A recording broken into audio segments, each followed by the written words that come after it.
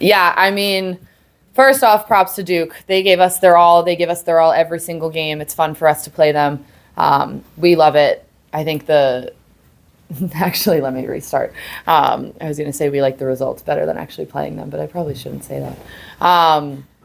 It was a great game of hockey. I think the girls played together for an entire 60 minutes from the start till the end, focusing on every single quarter and taking it 15 minutes by 15 minutes. I think the fact that we had 24 shots on cage describes the attack that we created, and a lot of it was because of these two guys next to me. And then defensively, I think it was also an amazing game holding them to only 7 shots. Yes, we let one in, but I think for the most part, we were proud with how tight we were on our marks and the clean tackles that we came up with. I think, again, it was a great game of hockey, but it also tested these guys, and we're getting the most out of them at the right time, and we're really proud of that. To beat Duke on our home field, to send us to the Final Four in overtime, with Sanne being the one to score, I think it's really good energy rolling into this next week, and we're purely focused on let's continue getting better, feeling good, and playing a good game on Friday, but definitely excited to head to Durham, and I don't think those words have ever come out of my mouth before. Erin, if you could talk about how that last play was kind of drawn up, what was sort of the plan, who was supposed to get the ball in that last Yeah, shot? so for overtime corners, they obviously look a little different than regulation corners, but the way we coach everything is based on principles, and then we trust our players to read the game and make decisions in the moment, and that's purely what an overtime corner is for us. We have a general outline, I guess, if you will, of what the play looks like, but whoever's in that middle, and it was Ryleigh, and that's our number one who we want in there receiving the ball and making the decision. She takes it in, she reads if she has a shot or not. The first one, she had the shot, she took it. It was an amazing shot, hit the post, we got another corner, and then same thing. Let's, work it again, but fall back on the principles of reading the game, seeing what's open.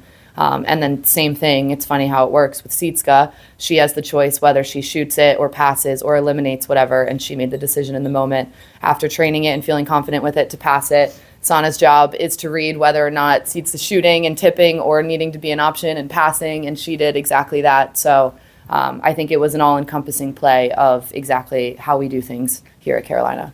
And Ryleigh and Sanne, if you could kind of talk about what you were sort of seeing and your reactions, and Ryleigh also, if you could talk about kind of Sanne's impact and her growth throughout the season, sort of. Should we practiced it at practice, and I just need to read whether Sietska's going to sweep it and then being at the far post or getting outside the girl, so I can be an option, and I saw that she stepped to Sietska, so I knew that there was an option for me for the pass, and then came to me. It was kind of bouncing, so I got a little bit nervous. But it was an easy goal to just tap it in. So happy to help the team. I could always talk about Sanne. So, Sanne's one of my favorite players that I've ever played with on this field. We've been together for 3 years, and she's my go-to person to pass the ball or to get the ball from. And like in a game or in practice, we always fight to be on the same team. So, for her to finish it is just such a special thing, because she's always there when we do overtime corners. She's always that person who's ready on the back post, and a lot of times it does not go there. So we are just so happy that she put it in the back of the net, and it's just an incredible feeling to have, and I'm just so happy for Sanne and our team. And Sanne, if you could kind of talk about sort of from the beginning, your journey in field hockey kind of up until this point, what kind of... My whole Carolina journey? Tell them why you came here. Just yeah. Well, it's kind of a long story, but I went to Ireland one summer with the national team, and the U.S. national team was there too.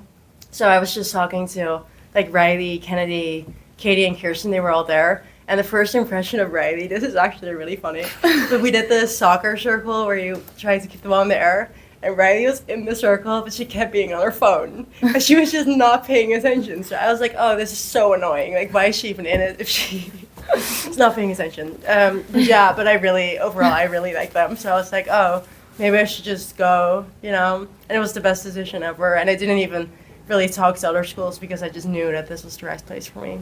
That's awesome. And Erin, if you could kind of speak on that as well, what were you seeing from Sanne, and kind of how has she grown sort of throughout this season? Yeah, I don't know how I was so lucky to receive this position, and then I could end the sentence there, but even then inherit players like these guys. Coaching both of them is a dream for any coach, to have multiple players on your team, and there's even more than just these two, who literally make you smile and laugh because you coach them and tell them to do something, and then they do something out of this world, and it's a joy to watch. And I think, again, both of them are like that, and Sanne is the same way. I think we have a lot of fun together. She always jokes, I'm like, I would have loved to play with you. Are you kidding? And she doesn't think so. She thinks I would have been too intense. But I think we would have been intense together. I don't know. But coaching works. And like I said, I mean, it's a joy to be able to coach such talented players with skill, like Sanne has, but also the game awareness and ability to read the game. And I think, honestly, I'd pick the ball being on her stick over any opponent any day. But today, that helped her, of course, and helped us as a team, but her ability to read the game. And that's where it's fun for us to coach, because there's continual development there. And then I guess I would end with, it's easy for high-level athletes to get in their head and to have doubt and to put so much pressure in a positive way because they want it so badly on themselves. And I think Sanne is a perfectionist, so is Ryleigh, so is myself. And that's something we focus on almost equally with hockey, too, because we want that confidence and belief flowing, too. And when you combine that with the abilities, that's where the magic happens. And I think Sanne has grown tremendously as a player with that, as a leader on this team now. And it's just been, again, fun to coach her, but also see her kind of assume that role and embrace that role. And now younger girls learning from her, and her even surprising herself, and coming up big in moments like this, because we all trust in it. And sometimes she just needs a reminder that she needs to trust in herself too. And this was a perfect one. And I know potentially earlier in the season you were discussing her playing a new position. I don't know if that's still Yeah, she'll roll into the center mid a little bit. She definitely prefers the side. But we play fluid hockey. We play attacking hockey and team defense. So, even though they have positions, they're rotating around. And Sanne is someone, again, we trust in the middle of the field, on the side of the field, in the circle, defensive circle, wherever it is. So, why not? And she's doing great at it. Yeah. How has it Yes. been for you adapting? Go ahead. Congratulations, Erin. Thank you. Yeah, I believe you're 14-0 against the two. I think 15. Don't cut me short with one. No. 15-0? 15-0. Can you talk about it? I mean, it's a rivalry in all sports, but it seems like it's rather one-sided Yeah. in field hockey. Yeah. What's the total at? Are we at 89-12. 89-12, 15-0 over the last however 8 years? Yeah. I mean, it's definitely a rivalry. I think at our core, we're hockey players, but we're also Tar Heels. And that, rivalry doesn't go anywhere, even though I would say the record is pretty lopsided.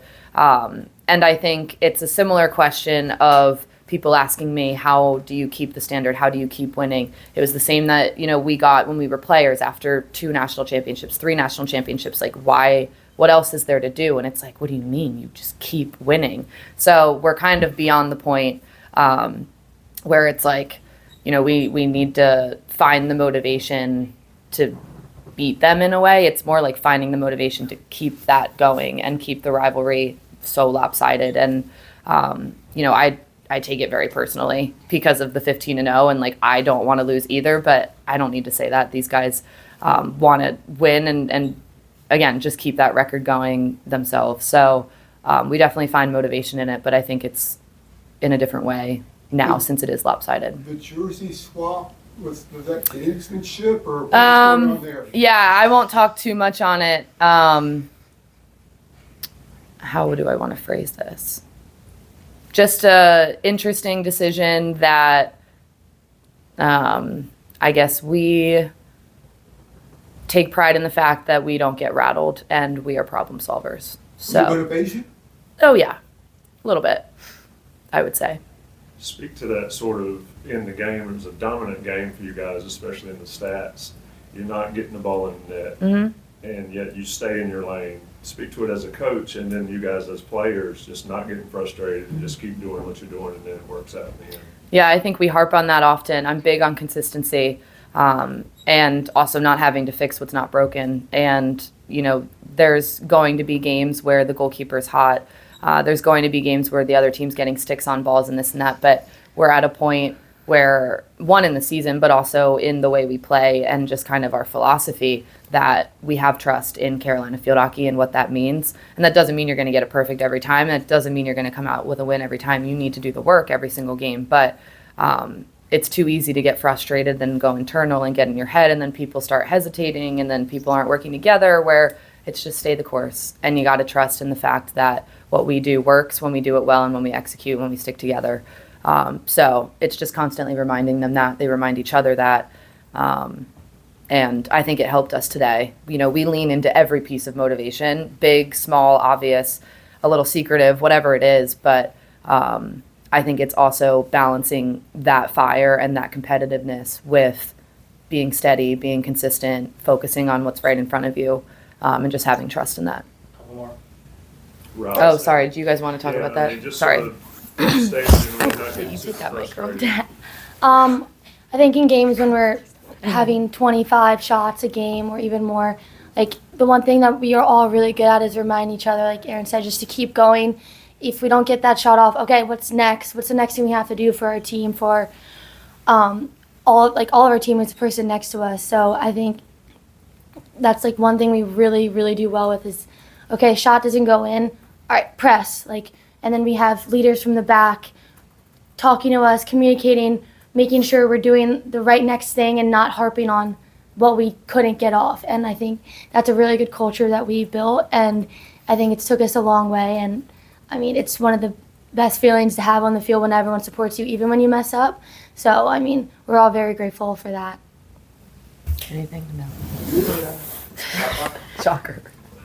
How does it feel? Like, I know it's just the way hockey is sometimes, but you all are dominating the numbers, and you're still only up 1-0 at halftime. What are the emotions of that? Yeah, I think it's honestly counterintuitive. It's easy to say, you're dominating the whole time, you have possession the whole time, the keeper's having to make so many saves, but at the same time, if you think about the other side of it, I'm not saying this is the reason why, but we're not playing defense for a long period of time, and then you have to stay locked in. Our goalkeepers see 2 shots a half, and they're expected to save that, where their keepers constantly, I'm locked in, I'm getting action, I feel hot. So it's kind of like the double-edged sword of, it's great that we are dominating and we play a game like that, but it's also not that it's harder, but I would say it's equally challenging to make sure you're staying locked in on the things that you're not focused on for the majority of the game.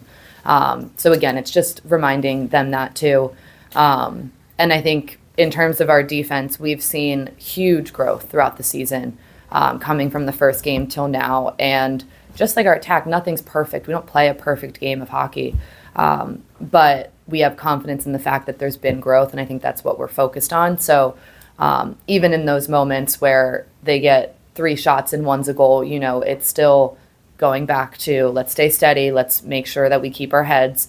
And at the same time, we still have confidence that doesn't necessarily reflect the game. So it's much nicer, when it's a 5-2 win after, putting some more away. But a win's a win, and you guys have heard me say it in postseason. That's all that matters right now. So we'll be proud with whatever numbers are up there. Thanks, guys. Cool. Thank you guys. Thank you.